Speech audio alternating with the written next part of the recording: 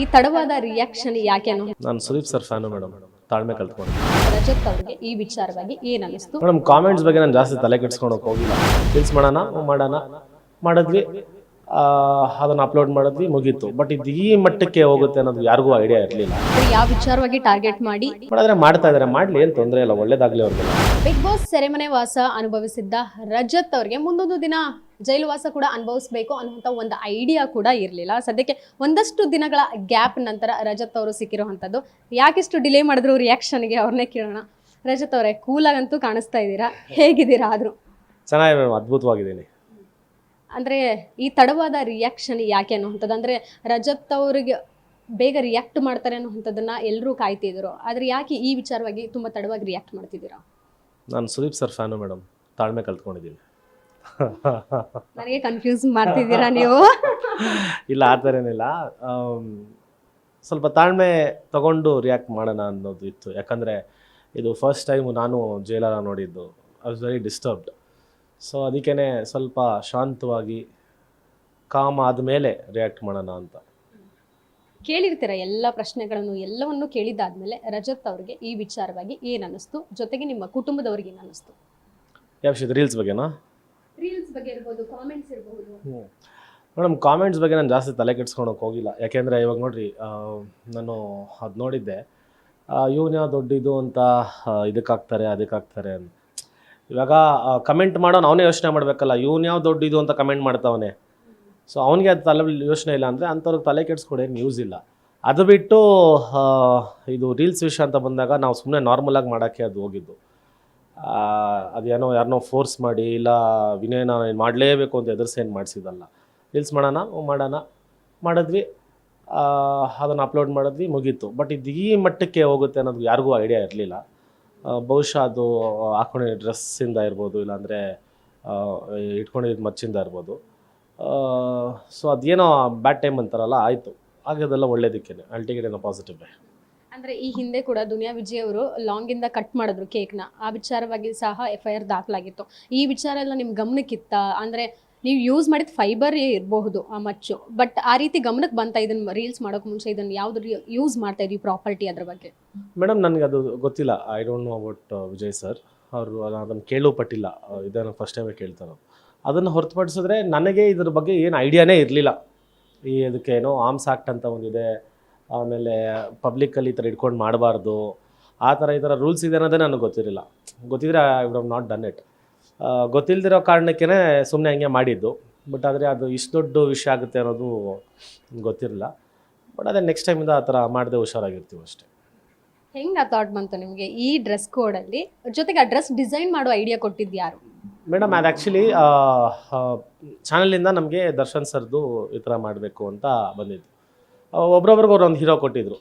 ಇವಾಗ ಮಂಜುಗೆ ರವಿ ಸರ್ದು ಕೊಟ್ಟಿದ್ದರು, ಆಮೇಲೆ ಸ್ನೇಹಿತೆಗೆ ಸುದೀಪ್ ಸರ್ದು ಕೊಟ್ಟಿದ್ದರು, ವಿನಯ್ಗೆ ಪುಷ್ಪ ಕೊಟ್ಟಿದ್ರು, ನನಗೆ ದರ್ಶನ್ ಸರ್ ಕೊಟ್ಟಿದ್ರು. ಒಬ್ರೊಬ್ರಿಗೆ ಒಂದೊಂದು ಕೊಟ್ಟಿದ್ದರು. ಅವರೇ ಕೊಟ್ಟಿದ್ದು, ಚಾನಲ್ ಅವರೇ ಕೊಟ್ಟಿದ್ದು. ಡ್ರೆಸ್ಸು ಈ ಥರ ಹಾಕ್ಕೊಬೇಕು ಅಂತ ಒಂದು ಡಿಸೈನ್ ಕೊಡ್ತಾರೆ, ಈ ಥರ ಇರುತ್ತೆ. ನಂಗೆ ಶಾಸ್ತ್ರಿದು ದಾಸಾದೋ ಕೊಟ್ಟಿದ್ದರು ಡ್ರೆಸ್ಸು.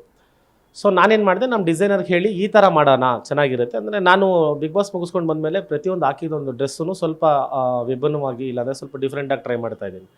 ಸೊ ಆ ಥರ ಮಾಡೋಣ ಅಂತ ಹೇಳಿದಾಗ ಆ ಥರ ಮಾಡಿದ್ರು. ಆಮೇಲೆ ಕೈಯಲ್ಲಿ ಮಚ್ಚ ಬೇರೆ ಇತ್ತು ಪ್ರಾಪರ್ಟಿದು.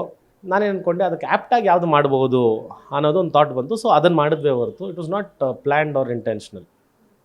ಸೊ ಅದು ಪೂರ ಫೈಬರ್ ಮಚ್ಚು ಅನ್ನುವಂಥದ್ದು ಯಾವಾಗ ಗೊತ್ತಾಯಿತು? ಅದು ಪೊಲೀಸ್ ಅವ್ರಿಗೆ ದಾಖಲೆ ಎಲ್ಲ ಕೊಟ್ರಿ, ಅದ್ರ ಜೊತೆಗೆ ಸಾಕ್ಷಿ ನಾಶಕ್ಕೂ ಮಾಡೋವಂಥ ಯತ್ನ ಕೂಡ ಮಾಡಿದ್ರಿ ಅನ್ನೋವಂಥ ಒಂದು ಆರೋಪ ಬಂತು. ಅದ್ರ ಬಗ್ಗೆ ಹೇಳ್ತಾ ಇದ್ದಾರೆ. ಅದು ನಿಮ್ಮ ವೈಫ್ ಕೂಡ ಇನ್ವಾಲ್ವ್ ಆದರು ಎಲ್ಲೋ ನಿಮ್ಮನ್ನ ಎಸ್ಕೇಪ್ ಮಾಡೋದಕ್ಕೆ, ಬಚಾವ್ ಮಾಡೋದಕ್ಕೆ ಅಂತ?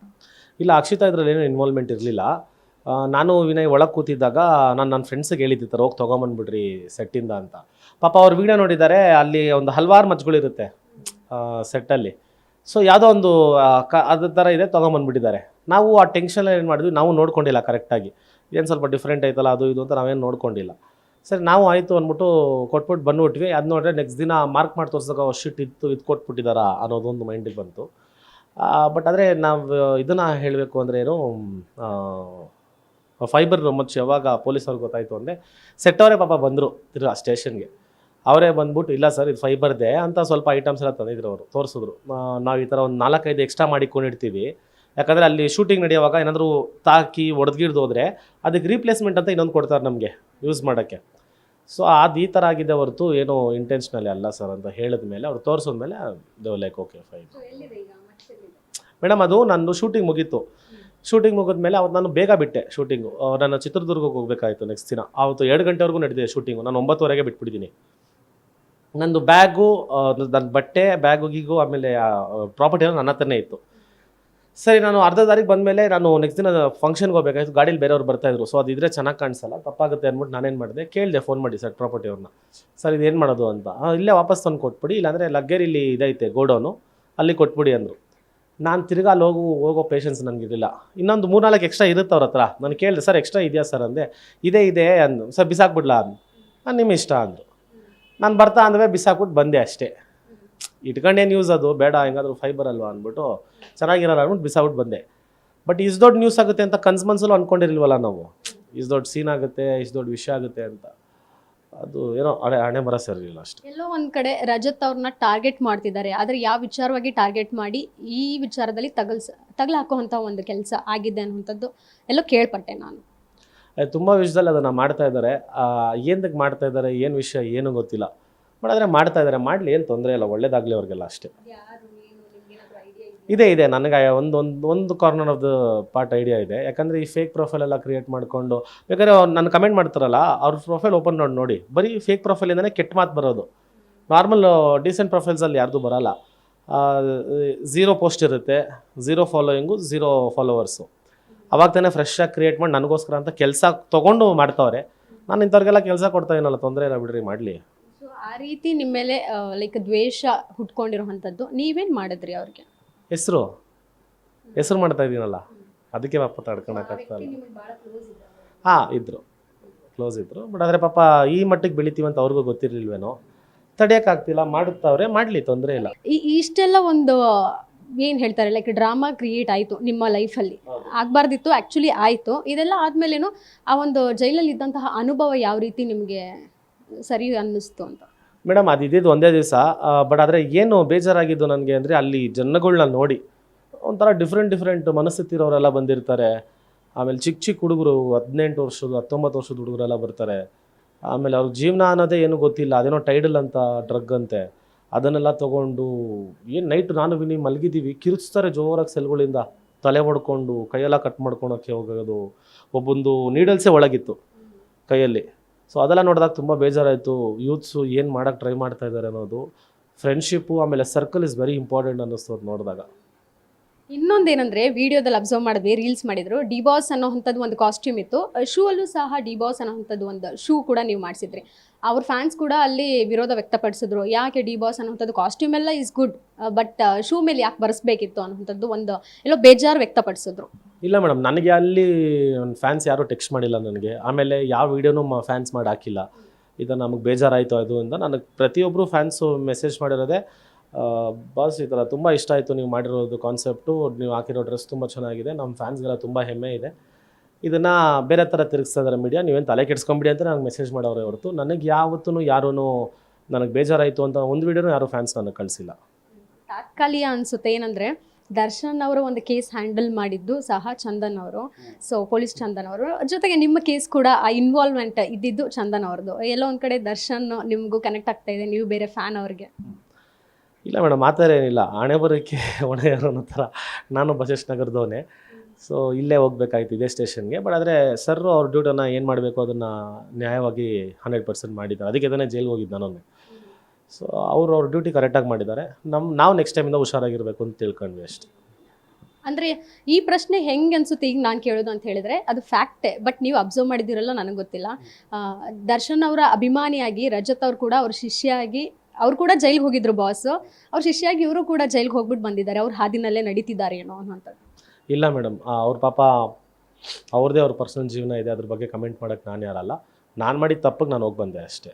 ಸೊ ಅವ್ರನ್ನ ನಾನೇನು ಫಾಲೋ ಮಾಡ್ತಾ ಇಲ್ಲ ಈ ಥರ ವಿಷಯದಲ್ಲಿ. I am A huge follow of his movies, not his personal life.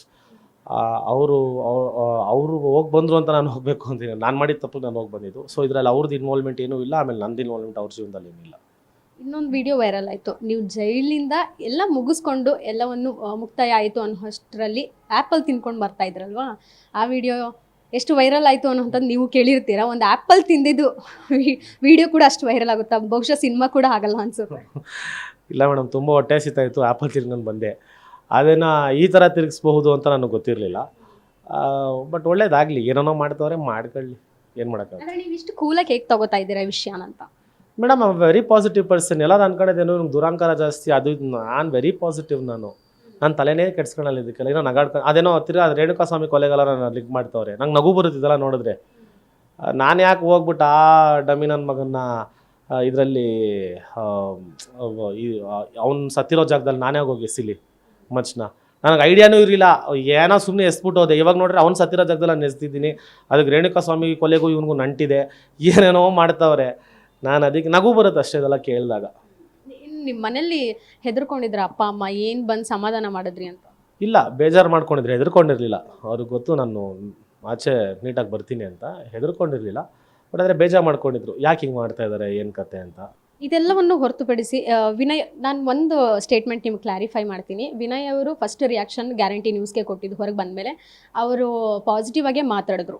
ಇದರಲ್ಲಿ ಯಾರನ್ನೂ ನಾನು ಬ್ಲೇಮ್ ಮಾಡೋಕ್ಕಾಗಲ್ಲ, ನನ್ನ ಟೈಮ್ ಸರಿ ಇರಲಿಲ್ಲ ಅಂತ ಹೇಳಿದ್ರು. ಕೊನೆಯದಾಗಿ ನಾನು ಆ್ಯಕ್ಚುಲಿ ಫನ್ನಾಗೆ ಕೇಳಿದ್ದು ಒಂದು ಪ್ರಶ್ನೆನ, ಏನಂದರೆ ಇನ್ನು ಮುಂದೆ ಏನಾದರೂ ರಜತ್ ಅವ್ರ ಜೊತೆ ರೀಲ್ಸ್ ಮಾಡೋಂಥ ಧೈರ್ಯ ಮಾಡ್ತೀರಾ ಅಂತ ಫನ್ನಾಗಿ ಕೇಳಿದೆ. ಅವರು ನಕ್ಕೊಂಡೇ ಹೇಳಿದ್ರು, ನಗುಮುಖದಿಂದನೇ ಬೇಡಪ್ಪ ಬೇಡ ಅಂತ ನಗುಮುಖದಿಂದ ಹೇಳಿದ್ರು, ಹೊರತಾಗಿ ಯಾವುದೇ ಸಿಟ್ಟಿಂದ ಕೋಟಿ ಕೊಟ್ಟರು ನಾನು ಮಾಡಲ್ಲ ಅನ್ನೋಂಥದ್ದು ಪದ ಎಲ್ಲೂ ಬಳಸಿಲ್ಲ ಅವರು.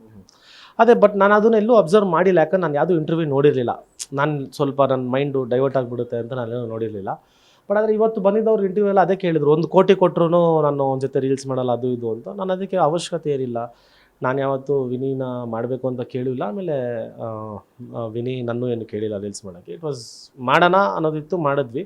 ಅದು ಬಿಟ್ಟರೆ ಮಾಡೋ ಅವಶ್ಯಕತೆ ಏನಿಲ್ಲ ಅಂತಲೂ ಹೇಳಿದೆ ನಾನು. ಬಟ್ ಅದೇ ನನಗೆ ಗೊತ್ತಿರಲಿಲ್ಲ ಇದು.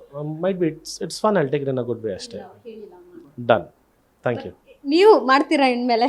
ನನಗೇನು ತೊಂದರೆ ಇಲ್ಲ. ಇವಾಗಲೂ ಮಾಡೋ ಅಂದರೆ ಬಂದು ಕರ್ಕೊಂಡ್ಬಿಡ್ತೀನಿ ಅವನ್ನ, ನನಗೇನು ತೊಂದರೆ ಇಲ್ಲ. ಅವ್ನು ಧೈರ್ಯ ಮಾಡ್ಬೇಕಷ್ಟೇ ಅದಕ್ಕೆ. ಇನ್ಮೇಲೆ ನಿಮ್ಮ ಜೊತೆ ರೀಲ್ಸ್ ಮಾಡ್ಬೇಕಂದ್ರೆ ಧೈರ್ಯ ಮಾಡ್ಬೇಕೆಲ್ಲರೂ. ಅದು ಅಯ್ಯೋ ನಾನೇನಮ್ಮ ಮಾಡಿದೆ, ನನಗಿದು ಅರಿವು ಇರ್ಲಿಲ್ವಲ್ಲ ಈ ಥರ ಆಗುತ್ತೆ ಅಂತ. It is not intentional or put Vini in to a bad fame or defame him. ಅದಕ್ಕೆ ನಾನು ಮಾಡಿಲ್ಲ. ಏನೋ ಮಾಡಬೇಕಲ್ಲ ಅಂತ ಮಾಡಿದ್ರೆ ಅದು ಈ ಲೆವೆಲ್ಗೆ ತಿರುಗುತ್ತೆ ಅಂತ ಯಾರು ಗೊತ್ತಿತ್ತು. We didn't have that thought also. ಎಲ್ಲ ಒಂದು ಕಡೆ ದರ್ಶನ್ ಅವರ ಅಭಿಮಾನಿ ಅನ್ನೋ ಕಾರಣಕ್ಕೆ ಟಾರ್ಗೆಟ್ ಆಯ್ತಾ ಅಂತ? ಅದು ಗೊತ್ತಿಲ್ಲ ಮೇಡಮ್, ಅದು ಗೊತ್ತಿಲ್ಲ. ಬಟ್ ಯಾರ್ಯಾರು ಏನೇನು ಮಾಡ್ತಾರೋ ಒಳ್ಳೇದಾಗಲಿ, ದೇವ್ರು ನೋಡ್ಕೊತಾರೆ ಅಷ್ಟೇ. ಎಲ್ಲ ತುಂಬ ಈಸಿಯಾಗಿ ನಾನು ಹೇಳಿದೆ, ತುಂಬ ಕೂಲಾಗಿ ತಗೋತೀರ. ಫಸ್ಟ್ ಅಂದರೆ ತುಂಬ ಅಗ್ರೆಸಿವ್ ಆಗಿ ಇರ್ತಿದ್ರಿ. ಬಿಗ್ ಬಾಸ್ ಮನೇಲಿ ನೋಡಿದ್ದೀವಿ, ನೀವು ಎಷ್ಟು ಅಗ್ರೆಸಿವ್ ಆಗಿ ಆಟ ಆಡ್ತಾ ಇದ್ರಿ. ಸಣ್ಣ ಪುಟ್ಟ ವಿಚಾರಕ್ಕೂ ನೀವು ರಿಯಾಕ್ಟ್ ಮಾಡಿಬಿಡ್ತಿದ್ರಿ ಬೇಗ. ಇದು ಹೇಗೆ, ಈ ಬದಲಾವಣೆ ಹೇಗೆ ಅಂತ? ಇಲ್ಲ, ಅದು ಏಂತಕ್ಕೆ ಹಂಗೆ ಬದಲಾವಣೆ ನನಗೆ ತೊಗೊಂಡೆ ಅಂದರೆ ಜನ ಕೊಡ್ತಿರೋ ಪ್ರೀತಿ. ಅಂದರೆ ಇವಾಗ ನೋಡ್ರಿ, ಇವಾಗ ನಾವೇನೋ ಮಾಡಿ ಒಳಗೋಗಿದ್ದೀವಿ, ಬಟ್ ನಮ್ಮ ಪಕ್ಕ ನಿಂತ್ಕೊಂಡ್ರು ಜನ. ದೇವ್ ಲೈಕ್ ಇಲ್ಲ, ಇದು ಯಾವ ದೊಡ್ಡ ವಿಷಯ ಅಂತ ಜೈಲಿಗೆ ಕಳಿಸೋ ಮಟ್ಟಕ್ಕೆ ಮಾಡ್ತಾ ಇದ್ದೀರಾ, ಇದು ಯಾವ ದೊಡ್ಡ ವಿಷಯ ಅಂತ ಅವ್ರನ್ನ ಎಷ್ಟು ಟಾರ್ಗೆಟ್ ಮಾಡ್ತಿದ್ದೀರಾ. ಸೊ ಜನಕ್ಕೆ ನೀಟಾಗಿ ಕ್ಲಿಯರಾಗಿ ಗೊತ್ತಾಗೋಯ್ತು ಇದೇನೂ ಇಲ್ಲ ಅಂತ. ಆಮೇಲೆ ಅವ್ರು ತೋರಿಸೋ ಪ್ರೀತಿ, ನಾವಲ್ಲಿ ಕೋರ್ಟ್ ಹತ್ರ ಹೋಗಿದ್ದೀವಿ, ಕೋರ್ಟ್ ಹತ್ರ ಜನ ಬರೋದಾಗಲಿ, ಜೈಲ್ ಹತ್ರ ಜನ ಬರೋದಾಗಲಿ, ಆ ಮಟ್ಟಕ್ಕೆ ಪ್ರೀತಿ ಕೊಡ್ತಾ ಇದ್ದಾರೆ ಅಂದಾಗ ಅದು ನಮಗೆ ಅರ್ಥ ಆಯಿತು, ಇಲ್ಲ we have to change in to a different way ಅಂತ. ಆ ಪ್ರೀತಿನೇ ಬಹುಶಃ ನಾನು ಚೇಂಜ್ ಮಾಡ್ತು ಅನ್ಸುತ್ತೆ. ಸುದೀಪ್ ಸರ್ ಜೊತೆ ಏನಾದರೂ ಮಾತನಾಡಿದ್ರೆ ನೀವು ಹೊರ ಬಂದ ಮೇಲೆ? ಏನಂದ್ರು ಅವರು? ಸರ್ ಏನು ರಿಯಾಕ್ಟ್ ಮಾಡಿದ್ರು? ಸರ್ ಅದೇ ಇನ್ಮೇಲೆ ಇದೆಲ್ಲ ಬಿಟ್ಬಿಟ್ಟು ಫೋಕಸ್ ಆನ್ ವರ್ಕ್ ಅಂದರು. ಆಯಿತು ಸರ್ ಅಂತ ಆ ಕೆಲಸದ ಮೇಲೆ ಇದ್ದೀನಿ ಈಗ. ನೀವು ವಿನಯ್ ಅವರು ಟಚ್ ಇರ್ತೀರ ಖಂಡಿತವಾಗ್ಲೂ, ಹೌದು. ಸೊ ನಿಮ್ಮಿಬ್ಬರ ಮಧ್ಯೆ ಮನಸ್ತಾಪ ಬೇಡ, ಜೊತೆಗೆ ನಮ್ಮ ಕಡೆಯಿಂದನೂ ಕ್ಲಾರಿಫಿಕೇಶನ್ ಕೊಡ್ತಾ ಇದ್ದೆ. ಅವರೇನು ನಿಮ್ಮ ಬಗ್ಗೆ ಯಾವುದೇ ರೀತಿಯ ನೆಗೆಟಿವ್ ಆಗಿ ಮಾತಾಡಿಲ್ಲ, ನೀವು ಸಹ ಮಾತಾಡ್ತಾ ಇಲ್ಲ. ಸೊ ಫ್ರೆಂಡ್ಶಿಪ್ ಹೇಗಿದೆ? ಹೊರ ಬಂದ ಮೇಲೆ ನೀವಿಬ್ಬರು ಮಾತಾಡ್ತಾ ಇದ್ದೀರಾ? ಇವಾಗಲೂ ಇಂಟರ್ವ್ಯೂ ನೋಡ್ಬಿಟ್ಟು ನನಗೆ ಮೆಸೇಜ್ ಮಾಡಿದ್ದ, how will you think that I'll give up on you ಮಚ್ಚ ಅಂತ. ಸೇಮ್ ಇಯರ್ ಮಚ್ಚ ಅಂದೆ. ಸೊ ಇವಾಗಲೂ ಮಾತಾಡಿದ್ವಿ. ಹೇಗೆ ನಡೀತಾ ಇದೆ ಶೋಸ್ ಎಲ್ಲ ನಿಮ್ಮದು? ಒಂದು ಮಾತು ಕೇಳ್ಪಟ್ಟೆ, ಏನಂದರೆ ಜೈಲಿಗೆ ಹೋಗಿ ಬಂದಾದಮೇಲೆ ಒಂದಷ್ಟು ಪ್ರಾಜೆಕ್ಟ್ಸ್ಗಳು ನಿಮ್ಮ ಕೈಯಿಂದ ಹೋಗ್ಬಿಡ್ತು, ಎಲ್ಲೋ ಕ್ಯಾನ್ಸಲ್ ಮಾಡ್ಕೊಂಡ್ರು ಅಥವಾ ರಿಜೆಕ್ಟ್ ಮಾಡಿದ್ರು ಅನ್ನೋ ರೀತಿ. ಸೊ ಕ್ಲಾರಿಫಿಕೇಶನ್ ಕೊಡೋದಾದ್ರೆ ಅದ್ರ ಬಗ್ಗೆ. ಇನ್ನು ಪ್ರಾಜೆಕ್ಟ್ಸ್ ಜಾಸ್ತಿ ಆಗಿದೆ, 2 ಮೂವೀಸ್ ಆನ್ ಲೈನಪ್ಪಲ್ಲಿದೆ. ಆಮೇಲೆ ಎಲ್ಲ ಕಡೆ ಫಂಕ್ಷನ್ಸ್ಗಂತೂ ಇನ್ನೂ ಜಾಸ್ತಿ ಆಗೋಗ್ತಾ ಇದೆ. ಇವತ್ತೊಂದು ಫಂಕ್ಷನ್ ಇದೆ, ಹೋಗ್ಬೇಕು, ನೀವು ಬರ್ತೀರಲ್ಲ. ಆಮೇಲೆ ನಾಳೆ ಒಂದು ತುಮಕೂರಿಗೆ ಹೋಗ್ತಾ ಇದ್ದೀನಿ, 15ನೇ ತಾರೀಕು ಗದಗ ಹೋಗ್ತಾ ಇದ್ದೀನಿ. So I have line up with me, no problem. ಇನ್ನೊಂದು ಮಾತು ಏನಂದರೆ, ನೀವು ಈ ರೀತಿ ಜೈಲಿಗೆ ಹೋಗಿ ಬಂದು ನೆಗೆಟಿವ್ ಮಾಡಿಕೊಂಡು ದರ್ಶನ್ ಅವರ ಅಭಿಮಾನಿ ಅಂತ ಹೇಳ್ಕೊಂಡು ಏನಾದರೂ ತೊಂದರೆ ಒಳಗಾದರೆ ದರ್ಶನ್ ಅವ್ರನ್ನ ಏನು ಬಂದ್ಬಿಟ್ಟು ಬಿಡಿಸ್ತಾರಾ ನಿಮ್ಮನ್ನು, ಏನಾದರೂ ಸಾಲ್ವ್ ಮಾಡ್ತಾರಾ? ಸೊ ಯಾಕಷ್ಟು ಕ್ರೇಜ್ ನಿಮಗೆ ನಿಮ್ಮ ಬಾಸ್ ಮೇಲೆ ಅನ್ನೋ ಥರ? ಮೇಡಮ್ ಅವರು ಏನೋ ಬಿಡಿಸ್ಲಿ ಇಲ್ಲ ನಮ್ಮನ್ನ ಕಾಪಾಡಲಿ ಅನ್ನೋದಕ್ಕೆ ಯಾರ ಮೇಲೂ ಪ್ರೀತಿ ಅಭಿಮಾನ ಇರಲ್ಲ, ಅದೊಂದು ಅಭಿಮಾನ ಇರುತ್ತೆ ಅಷ್ಟೇ. ಸೊ ಇವಾಗ ನೋಡಿ ಆ ಥರ ಹೇಳಬೇಕು ಅಂದರೆ ಎಲ್ಲರೂ ಡಿ ಬಾಸ್ ಫ್ಯಾನು ಅಂತ ಹೇಳ್ತಾರೆ. ಆಮೇಲೆ ನಾನು ಹಾಕ್ಕೊಂಡಿದ್ದು ಸರ್ ಬಟ್ಟೆನೇ, ಪ್ರಾಬ್ಲಮ್ ಆಗಿ ಕೇಸ್ ಆಗಿದ್ದು ಮಚ್ಚಿಡ್ಕೊಂಡಿದ್ವಿ ಅದು ಇದು ಅಂತ. ಹಂಗೆ ನೋಡಬೇಕು ಅಂದರೆ ನಮ್ಮ ಪಕ್ಕ ಅಷ್ಟು ಸಾಥ್ ಕೊಟ್ಟು ನಮ್ಮ ಫ್ಯಾಮ್ಲಿಗೆಲ್ಲ ಹೆಲ್ಪ್ ಮಾಡಿ ಸುದೀಪ್ ಸರ್ ಅವ್ರ ಪಾಪ ಮಾತಾಡಿ ಎಲ್ಲ ಇದು ಮಾಡಿದ್ರು. ಸೊ ಆ ಲೆಕ್ಕಕ್ಕೆ ತೊಗೊಂಡ್ರೆ ಅವರು ನನಗೆ ಯಾಕೆ ಬೇಕು ಅಂತ ಯೋಚನೆ ಮಾಡ್ಬೋದಾಗಿತ್ತಲ್ವ, ನನಗೆ ಯಾಕೆ ಬೇಕು ಇದು, ಇವನು ಅವ್ರಿಗೇನು ಬೇಕು, ಅವ್ರಿಗೆ ಯಾಕೆ ನಮ್ಮನ್ನ ಕಾಪಾಡೋ ಅವಶ್ಯಕತೆ ಅವ್ರಿಗೇನಿದೆ. ಸೊ ಅವ್ರಿಗೂ ಗೊತ್ತು ನಮ್ದೇನು ತಪ್ಪಿಲ್ಲ, ನಾವು ಇಂಟೆನ್ಷನಲ್ಲಿ ಮಾಡಿಲ್ಲ ಅಂತ. ಸೊ ಯಾವಾಗ ಯಾರು ಬಂದು ಹೆಲ್ಪ್ ಮಾಡ್ತಾರೆ ಅನ್ನೋದೇ ನಮ್ಗೆ ಗೊತ್ತಾಗಲ್ಲ. ಸೊ ನಮ್ಮ ಪ್ರೀತಿ ಅಭಿಮಾನ ನಮ್ಮ ಇಂಡಸ್ಟ್ರಿ ಮೇಲೆ ಇರಬೇಕೇ ಹೊರತು ನಾನೇನೋ ಇವ್ರನ್ನ ಫಾಲೋ ಮಾಡ್ತಾಯಿದ್ದೀನಿ ಅವ್ರು ನನ್ನ ಬಂದು ಹೆಲ್ಪ್ ಮಾಡಲಿ, ಇಲ್ಲ ನಾನು ಇವ್ರನ್ನ ಫಾಲೋ ಮಾಡ್ತಿಲ್ಲ ಅವ್ರು ನನಗೆ ಹೆಲ್ಪ್ ಮಾಡಲಿ, ಅದೆಲ್ಲ ನನ್ನ ಮೈಂಡಲ್ಲಿ ಏನಿಲ್ಲ. ನಾನು ಫಸ್ಟಿಂದನೂ ಹೇಳ್ಕೊಂಬಂದಿರೋದು ಅದೇ, ನನಗೆ ದರ್ಶನ್ ಸರ್ ಎಷ್ಟು ಇಷ್ಟನೋ ಸುದೀಪ್ ಸರು ಅಷ್ಟೇ ಇಷ್ಟ. ನಾನು ತುಂಬ ಲವ್ ಮಾಡ್ತೀನಿ ಇಬ್ಬರನ್ನು ಅಂತ. ನಮ್ಮ ಇಂಡಸ್ಟ್ರಿ ಆಸ್ತಿ ಅವರಿಬ್ಬರು. ಸೊ ಐ ಲವ್ ದೆಮ್ ಅಷ್ಟೇ. ನಂಗೆ ಚಿಕ್ಕ ವಯಸ್ಸಿಂದ ಅವರಿಬ್ಬರೇ ಇಷ್ಟ ಇಂಡಸ್ಟ್ರೀಲಿ. ನಾನು ಯಾರ ಹೆಸರು ತೊಗೊಂಡಿಲ್ಲ. ಅಂಬರೀಷ್ ಅಣ್ಣನ ಹತ್ರನೂ ಅದನ್ನೇ ಹೇಳಿರೋದು ನಾನು ಒಂದ್ಸತಿ. ಅಂಬರೀಷ್ ಅಣ್ಣಗೆ ಮಗನೇ ಕೂತ್ಕೊಳ್ಳೋ ಮುಚ್ಕೊಂಡು ಓದಿದ್ರು. ಸೊ ನಾನು ಫಸ್ಟಿಂದ ಹೇಳ್ಕೊಂಬಂದು ಅವರಿಬ್ಬರೇ ಹೆಸರೇ. ನಾನು ಸುದೀಪ್ ಸರ್ನ ಮೀಟ್ ಮಾಡಬೇಕು ಅಂತ ತುಂಬ ಒದ್ದಾಡಿರೋನು. ಸೊ ಇದು ಬಿಗ್ ಬಾಸ್ ಮೂಲಕ ಹೋಗಿ ನನ್ನ ಕೆಲಸ ಮೂಲಕ ಅವ್ರನ್ನ ಮೀಟ್ ಮಾಡೋದು ನನಗೆ ತುಂಬ ಖುಷಿ. ಅವ್ರನ್ನ ಯಾವತ್ತೂ ಕಳ್ಕೊಳೋದು ನಾನು ಇಷ್ಟಪಡೋಣ. ಒಂದು ರೀತಿ ನೀವು ವಿಡಿಯೋಗಳಲ್ಲಿ ವಿಲ್ಲನ್ಗಳ ರೀತಿನೇ ಕಾಣಿಸ್ಕೊಂಡ್ಬಿಟ್ರಿ, ನೀವು ಹಾಗೂ ವಿನಯ್ ಅವರಿಬ್ಬರು. ಆ ಒಂದು ಪದಗಳಿರ್ಬೋದು, ದುರಂಕಾರ ಹೆಚ್ಚಾಯಿತು ಇವರಿಗೆ, ಆ ಮ್ಯಾನರಿಸಮ್ ಇರ್ಬೋದು, ಡ್ರೆಸ್ಸಿಂಗ್ ಸೆನ್ಸ್ ಇರ್ಬೋದು, ಅದರಿಂದ ಜಡ್ಜ್ ಮಾಡುವಂಥ ವ್ಯಕ್ತಿಗಳಿಗೆ. ಮೇಡಮ್ ಯಾರೇ ಜಡ್ಜ್ ಮಾಡೋಂಗಿದ್ರು ಬಂದು ನಮ್ಮ ಜೊತೆ ಒಂದು ವಾರ ಪಳಗಲಿ, ಆಮೇಲೆ ನಮ್ಗೇನಾದ್ರು ದುರಂಕಾರ ಐತೆ ಅಂತ ಹೇಳ್ಬಿಟ್ರೆ ನಾವು ಜೀವನನೇ ಬಿಟ್ಬಿಡ್ತೀವಿ. ಗೊತ್ತಿಲ್ಲದೆ ಎಲ್ಲೋ ಕೂತ್ಕೊಂಡು ಕಮೆಂಟ್ ಮಾಡ್ತಾರೆ ದುರಂಕಾರ, ಇವನಿಗದು ಇವನಿಗಿದು ಅಂದರೆ ಅಂಥವ್ರಿಗೆ ಆನ್ಸರ್ ಮಾಡಿ ಏನು ಯೂಸು ಅಲ್ವಾ? ಇವಾಗ ನಮ್ಮ ಜೊತೆ ನಮ್ಮ ಡೈಲಿ ಇವಾಗ ಬೆಳಗ್ಗೆ ನಮ್ಮ ಹುಡುಗರೆಲ್ಲ ಜೊತೆಗಿರ್ತಾರೆ. ಅವ್ರೇನಾದ್ರು ಹೇಳಿದ್ರೆ ನನ್ನ ಮಗನೇ ದುರಂಕಾರ ಹೆಂಗೆ ಚೇಂಜ್ ಮಾಡ್ಕೊಬೋದು ನಾವು. ಸೊ ಯಾರೋ ಗೊತ್ತಿಲ್ದಿರೋರು ಪಾಪ ಅವ್ರು ಮಾತಾಡಿದಾಗ ಏನು ಚೇಂಜ್ ಮಾಡ್ಕೊತೀರಾ? ಹೌದಾ ಸರಿ ಬಿಡಪ್ಪ ಅಂತ ಸುಮ್ಮನೆ ಆಗಬೇಕಷ್ಟೇ. ಯಾಕಂದರೆ ಇವಾಗ ನೇರಕ್ಕೆ ಬಂದಂತೂ ಹೇಳಲ್ಲ ಯಾರು. ಇವಾಗ ನೇರಕ್ಕೆ ಬಂದು ಮುಂದೆ ನಿಂತ್ಕೊಂಡೆ ನೀವು ದುರಂಕಾರ ಅಂತಾರ. ಎಲ್ಲೋ ಕೂತಿರ್ತಾರೆ 50 ಕಿಲೋಮೀಟ್ರ್ 100 ಕಿಲೋಮೀಟ್ರು, ಒಂದು 20 ರೂಪಾಯಿ ಇದು ಇಂಟರ್ನೆಟ್ ಹಾಕ್ಸ್ಕೊಂಡು ಮೆಸೇಜ್ ಮಾಡ್ತಾರೆ ಕಮೆಂಟು, ಇವನಿಗೆ ದುರಂಕಾರ ಜಾಸ್ತಿ ಅಂತ. ಅಂಥವ್ರಿಗೆ ನಮ್ಮ ಟೈಮ್ ಯಾಕೆ ವೇಸ್ಟ್ ಮಾಡೋಣ? ನಮ್ಮನ್ನ ಪ್ರೀತಿಸೋರು ತುಂಬ ಜನ ಇದ್ದಾರೆ, ಅಂಥವ್ರಿಗೆ ಟೈಮ್ ಕೊಡೋಣ. ನಿಮ್ಮನ್ನು ಟಾರ್ಗೆಟ್ ಮಾಡ್ತಿದ್ದಾರೆ ಅನ್ನೋವಂಥದ್ದು ಒಂದು ಕನ್ಫರ್ಮೇಷನ್ ಇದೆ. ಮುಂದಿನ ದಿನಗಳಲ್ಲಿ ಬೇರೆ ರೀತಿ ನಿಮ್ಮ ಮೇಲೆ ಹಲ್ಲೆ ಮಾಡೋದು, ಈ ಥರ ಟಾರ್ಗೆಟ್ ಮಾಡೋದಾದರೆ ಯಾವ ರೀತಿ ನೀವು ಪ್ರೊಟೆಕ್ಷನ್ನ ಕೇಳಬಹುದು? ಹೇಗೆ ಅದನ್ನು ನಿಭಾಯಿಸ್ತೀರಾ? ಏನಿಲ್ಲ ಮೇಡಮ್, ನಮ್ಮ ಮನೇಲೂ ಗಂಡಸು ಅಂತಲೇ ಇರ್ತಾರೆ, ಅಲ್ಲಿ ಫೇಸ್ ಇಟ್. ಏನು ತೊಂದರೆ ಇಲ್ಲ, ಬರಲಿ, ತೊಂದರೆ ಇಲ್ಲ. I am ready for it. ಯಾಕಂದ್ರೆ ನನ್ನ ಕಡೆಯಿಂದ ಅಂತೂ ಇನ್ನೇನು ತಪ್ಪು ಮಾಡೋಕ್ಕೆ ನಾನು ಹೋಗಲ್ಲ. ಸುಮ್ಮನೆ ಕೇಳಕ್ಕಿದ್ರೆ ನನಗೆ ಗೊತ್ತು ಏನು ಮಾಡಬೇಕು, ನಾನು ಮಾಡ್ತೀನಿ. ಸೋಷಿಯಲ್ ಮೀಡಿಯಾ ಅನ್ನುವಂಥದ್ದು ವಾಸ್ಟ್ ಆಗಿ ಬೆಳೆದ್ಬಿಟ್ಟಿದೆ.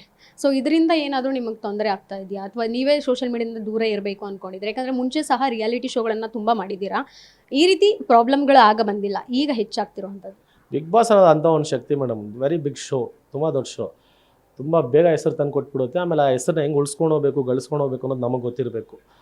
ಬಟ್ ಇದೇನೋ ನಮ್ಗೆ ಇದರಿಂದ ಏನೋ ನಮ್ಗೆ ಹೆಸರೇನು ಕೆಟ್ಟಿಲ್ಲ. ನಾವು ಏನೋ ಮಾಡಬಾರ್ದಾಗಿತ್ತು, ಅರಿವಿಲ್ಲದೆ ಮಾಡಿದ್ದೀವಿ, ಇಂಟೆನ್ಷನಲ್ಲಿ ಮಾಡಿಲ್ಲ. ಸೊ ಹಂಗಿದ್ದಾಗ ಜನ ನಮ್ಮನ್ನ ಶ್ರಮಿಸಿದ್ದಾರೆ. ಎಂತೆಂಥೋ ದೊಡ್ಡ ವಿಷಯನ ಶ್ರಮಿಸ್ತಾರೆ, ಇದು ಯಾವ್ದು ಚಿಕ್ಕ ವಿಷಯ. ಸೊ ಶ್ರಮಿಸ್ತಾರೆ ಅನ್ನೋ ಧೈರ್ಯ ನಂಬಿಕೆ ನಮಗಿದೆ. ಇನ್ನು ಮುಂದೆ ಈ ಥರ ತಪ್ಪಾಗದಿರೋ ಥರ ಪ್ರಿಕಾಷನ್ಸ್ ನಾವು ತೊಗೊತೀವಿ.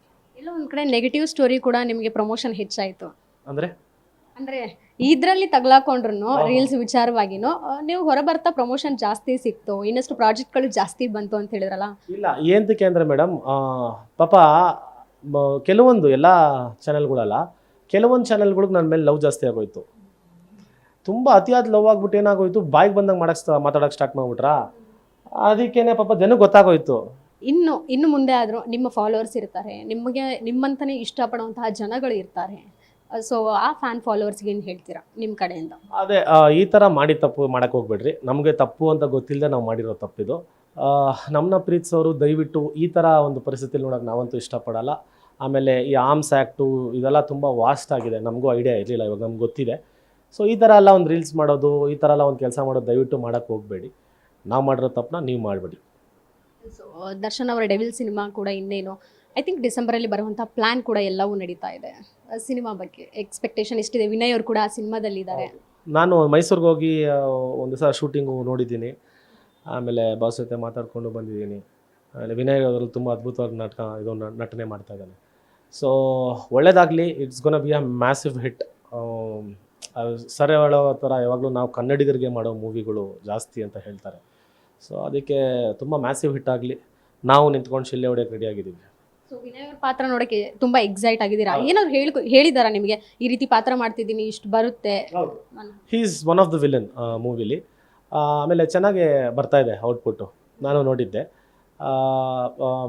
ಹೀ is playing a major role in the movie. So ಇನ್ನು ಆ ಪಾತ್ರ ನೋಡೋಕೆ ತುಂಬ ಕುತೂಹಲ ಇದೆ. ಸೊ ಒಳ್ಳೇದಾಗಲಿ ಅವನಿಗೆ. ಅಲ್ಲ, ನೀವೇನಾದರೂ ಟ್ರೈ ಮಾಡಿದ್ರಾ ದರ್ಶನ್ ಅವ್ರ ಜೊತೆ ಆ್ಯಕ್ಟ್ ಮಾಡೋಕ್ಕೋಸ್ಕರ? ಏನಾದರೂ ಒಂದು ಪ್ರಯತ್ನ ಆದರೂ ಪಟ್ಟಿದ್ರಾ ಯಾವುದಾದ್ರೂ ಪ್ರಾಜೆಕ್ಟ್? ಇಲ್ಲ ಮೇಡಮ್, ನಾನು ಕೇಳಿಲ್ಲ ಇವತ್ತವರೆಗೂ, ಬಟ್ ಬಂದರೆ ಆಫರ್ ಡೆಫಿನೆಟ್ ಆಗಿ ಮಾಡ್ತೀನಿ. ಈಗ ಫಸ್ಟ್ ನೀವು ಒಂದು ಆನ್ಸರ್ ಮಾಡಿದ್ರಿ, ಸುದೀಪ್ ಸರ್ ಫ್ಯಾನ್ ಆಗಿದ್ದೀನಿ ನಾನು ಅಂತ. ಸೊ ಈ ಕಡೆ ದರ್ಶನ್ ಸರ್ ಫ್ಯಾನ್ ಮಾಸ್ಗ ಅಥವಾ ಸುದೀಪ್ ಸರ್ ಫ್ಯಾನ್ ತಾಳ್ಬೇಕ? ಮೇಡಮ್, ಸುದೀಪ್ ಸರ್ ಯಾವ ಆ್ಯಂಗಲಿಂದ ನಿಮಗೆ ಮಾಸ್ ಥರ ಕಾಣಿಸಲ್ಲ ಹೇಳಿ ನೋಡೋಣ? ಅವ್ರು ನಿಂತ್ಕೊಂಡ್ರೆ ಒಂದು ಮಾಸ್ ಆಗಿ ಕಾಣಿಸ್ತಾರೆ. ಇಲ್ಲ, ತಾಳ್ಮೆ ಅಂತಲ್ಲ ಸರ್. ಏನು ಗೊತ್ತಾ, ಫಸ್ಟು ಎಲ್ಲರೂ ಮಾತಾಡೋದು ಕೇಳಿಸ್ಕೊತಾರೆ. ಎಲ್ಲರೂ ಮಾತಾಡೋದ್ಮೇಲೆ ಸರಿ ಅಂತಕ್ಕೆ ಮಾತಾಡೋದು ಅಂದರೆ ಲೆಟ್ಸ್ ಪೀಪಲ್ ಟಾಕ್. ಯಾಕಂದರೆ ಆವಾಗಲೇ ಸರ್ ಗೊತ್ತಾಗೋದು ನನಗನ್ಸಿರೋ ಪ್ರಕಾರ. ಇವಾಗ ಒಂದೊಂದ್ಸತಿ ನಾವು ಮಾತಾಡ್ಬಿಡ್ತೀವಿ ವೇಗದಲ್ಲಿ, ಸರ್ ಸುಮ್ಮನೆ ಹಿಂಗೆ ನೋಡ್ತಾ ಇರ್ತಾರೆ, ಒಂದು ಮಾತು ಕೊಡ್ತಾರೆ, ಅದು ವಾಪಸ್ ನಮ್ಗೆ ಮಾತೇ ಇರಲ್ಲ. ಏನಂತ ಮಾತಾಡ್ತೀರಾ? ಕಪ್ಪಾಳಕ್ಕೆ ಒಂದು ಹೊಡೆದಂಗೆ ಇರುತ್ತದು. ಆ ಥರ sir is a very very balanced man. ಅಂದರೆ ಅವರು, ಅದಕ್ಕೆ ನನಗೆ ತುಂಬ ಇಷ್ಟ ಇದ್ರು ಅವರು ನಿಂತ್ಕೊಳೋದಾಗಲಿ ಮಾತಾಡೋದಾಗಲಿ ತುಂಬ ಇಷ್ಟ. ದರ್ಶನ್ ಸರ್ ಆಬ್ವಿಯಸ್ಲಿ ಮಾಸ್ ಅಲ್ವಾ? ಸೊ ಲೈಕ್ ತುಂಬ ಇಷ್ಟ. ಅಂದರೆ ಬಿಗ್ ಬಾಸ್ ಹೋಗೋಕ್ಕೂ ಮುಂಚೆ ಸುದೀಪ್ ಸರ್ ಇಷ್ಟನಾ ಅಥವಾ ಹೋಗಿ ಬಂದಾದ್ಮೇಲೆ ಅವ್ರ ವ್ಯಕ್ತಿತ್ವ ನೋಡಿ ನಿಮ್ಗೆ ಇಷ್ಟ ಆಯ್ತು? ನಾನು ಹೇಳ್ತಿದ್ನಲ್ಲ, ನಾನು ಅಂಬರೀಷ್ ಅಣ್ಣಂಗೆ ಹೇಳುವೆ, ಅಣ್ಣ ಒಂದ್ಸತಿ ಸುದೀಪ್ ಸರ್ನ ಮೀಟ್ ಮಾಡಿಸ್ರೋಣ ಇವಾಗಾತ ಅನ್ನೋರು. ನಾನು ಅಣ್ಣ ಒಂದ್ಸತಿ ಮೀಟ್ ಮಾಡಿಸ್ರೋಣ ಅಂತ ನಾನು ಸುದೀಪ್ ಸರ್ಗೂ ಹೇಳಿದೆ. ಸರ್ ಹಲವು ಸತಿ ನಿಮ್ಮನ್ನ ಮೀಟ್ ಮಾಡೋ ಚಾನ್ಸಸ್ ಇದ್ರೂ ಎಲ್ಲೋ ಒಂದು ಸ್ವಲ್ಪ ಮಿಸ್ ಆಗೋದು ಸರ್, ಅದು ಎಂತಕ್ಕೆ ಗೊತ್ತಿಲ್ಲ ಅಂದಾಗ ಸುದೀಪ್ ಸರ್ ನಂಗೆ ಒಂದು ಮಾತು ಹೇಳಿದ್ರು, never meet me through wrong people, meet me through your work ಅಂದಿದ್ರು. ಇವಾಗ ನೀನು ಯಾರ ಹತ್ರನ ಮೀಟ್ ಆಗಿದ್ರೆ ಅಂದರೆ 5-10 ನಿಮಿಷ ಒಂದು ಫೋಟೋ ತಗೊಂಡ್ರು ಹೋಗ್ಬಿಟ್ರುವೆ, ಇವಾಗ ನಿನ್ನ ಕೆಲಸ ಮೂಲಕ ನಿನ್ನನ್ನು ಮೀಟ್ ಮಾಡಿರೋದಕ್ಕೆ ಇಲ್ಲಿದೆಯಾ ನೀನು ಅಂತ ಹೇಳಿದ್ರು. So that's a great word ಅಲ್ವಾ? ವಿನಯ್ ಅವರು ಪ್ರಭಾಸ್ ಅವ್ರ ಜೊತೆ ಮುಂದಿನ ಪ್ರಾಜೆಕ್ಟ್ನಲ್ಲಿ ಕಾಣಿಸ್ಕೊಳ್ತಾರೆ ಅಂತ ಒಂದು ಟಾಕ್ ಈಗ ಬಂದಿದೆ. ಇದ್ರ ಬಗ್ಗೆ ಡಿಸ್ಕಸ್ ಮಾಡಿದ್ರಾ? ಏನು ಹೇಳಿ? ನಾನೇನು ಮಾಡಿಲ್ಲ. ಅದು ಖುಷಿ ಆಬ್ವಿಯಸ್ಲಿ. ಇವಾಗ ನಮ್ಮ ಜೊತೆಗಿರೋನು ಬೆಳೀತಾ ಇದ್ದಾನೆ ಅಂದರೆ ನಮಗಿಂತ ಖುಷಿ ಪಡೋರು ಜನ ಇರ್ತಾರೆ. 100%. ಅದು ಅವ್ರವ್ರ ಇಷ್ಟ. ಇವಾಗ ನೋಡಿ, ನಾನು ಕನ್ನಡ ಸಿನಿಮಾನೇ ಮಾಡುವಂತ ನಾನು ಹೇಳಕ್ಕೆ ಯಾರು? ಸೊ ಅವ್ರಿಗೆ ಆಫರ್ಸ್ ಯಾವ್ದು ಬರುತ್ತೋ ಅವ್ರ ಇಷ್ಟ. ಅದು ನಿಮ್ಮ ಪ್ರಾಜೆಕ್ಟ್ಸ್ ಲೈನಪ್ ಆಗಿರುವಂಥದ್ದು ಯಾವುದು? ಜೊತೆಗೆ 2 ಸಿನಿಮಾ ಇದೆ ಅಂತ ಹೇಳಿದ್ರೆ ಅದ್ರ ಬಗ್ಗೆ ರಿವೀಲ್ ಮಾಡೋದಾದ್ರೆ? ಅದು 2 ಮೂವಿ ಒಳ್ಳೆ ಬ್ಯಾನರ್ಸೇ. ಅದು ಇನ್ನೊಂದು 15-20 ಡೇಸಲ್ಲಿ ಅದನ್ನು ಆಚೆ ತರ್ತೀವಿ. ಒಂದರಲ್ಲಿ ವಿಲನ್, ಒಂದರಲ್ಲಿ ಹೀರೋ ಆಗಿ ಮಾಡ್ತಾ ಇದ್ದೀನಿ. ವೆರಿ ಆಲ್ ದ ಬೆಸ್ಟ್ ನಿಮ್ಮ ಪ್ರಾಜೆಕ್ಟ್ಗೆ. ಜೊತೆಗೆ ಮುಂದಿನ ದಿನಗಳಲ್ಲಿ ಹೆಚ್ಚಿನ ಮಾಹಿತಿ ಕೂಡ ಕೊಡಿ ಪ್ರಾಜೆಕ್ಟ್ ಬಗ್ಗೆ. Thank you so much. ತುಂಬ ಒಳ್ಳೆಯವರಾಗಿದ್ದೀರಾ. ಇದಿಷ್ಟು ಬಿಗ್ ಬಾಸ್ ಖ್ಯಾತಿಯ ರಜತ್ ಅವರ ಮಾತಾಗಿತ್ತು. ಕ್ಯಾಮ್ರಾ ಪರ್ಸನ್ ರಾಕೇಶ್ ಜೊತೆಗೆ ಕೀರ್ತಿ ಪಾಚಲ್, ಗ್ಯಾಂಚ್ ನ್ಯೂಸ್, ಬೆಂಗಳೂರು.